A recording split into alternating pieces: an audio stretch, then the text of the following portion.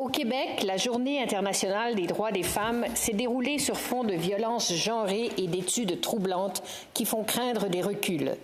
Depuis le début de l'année, donc en 2 mois, il y a eu 7 féminicides dans ma province qui ont fait la manchette. C'est plus que d'habitude.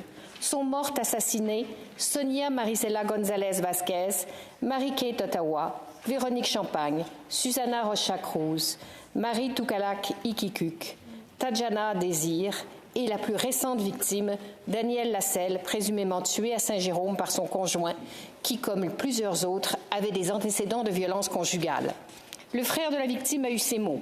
« Il faut trouver un moyen de mieux protéger nos femmes au Québec.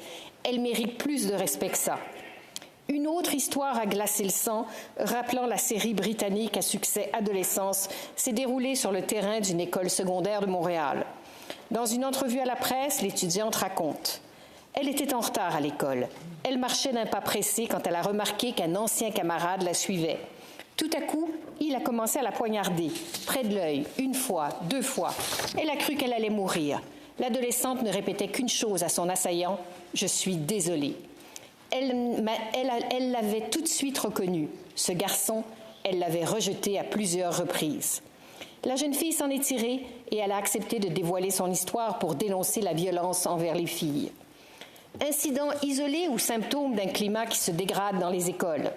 Le professeur de l'Université du Québec à Montréal, Francis Dupuis-Déry, a interrogé 110 personnes dans 200 écoles publiques dans 8 régions du Québec. La grande majorité des enseignants ayant témoigné jugent que la misogynie, l'homophobie et la transphobie sont plus fréquentes qu'avant. Et c'est avant tout le fait des garçons. Une minorité de garçons soit, mais qui lancent des insultes aux filles. Exemple, « Toi, ta place, c'est dans la cuisine ». On les traite de salopes, de putes. Des garçons affirment que les filles ne devraient pas aspirer à certains métiers masculins, qu'elles devraient plutôt rester à la maison, s'occuper des enfants et de leurs maris. Des garçons banalisent aussi la violence sexuelle. Des enseignantes qui se disent féministes se font accuser d'être contre les hommes et se font dire qu'elles ne servent à rien dans la société. Il s'agit d'une étude qualitative, donc il est impossible de savoir à quel point ce discours misogyne est répandu, mais les données montrent que les filles expriment peu d'intolérance ouvertement.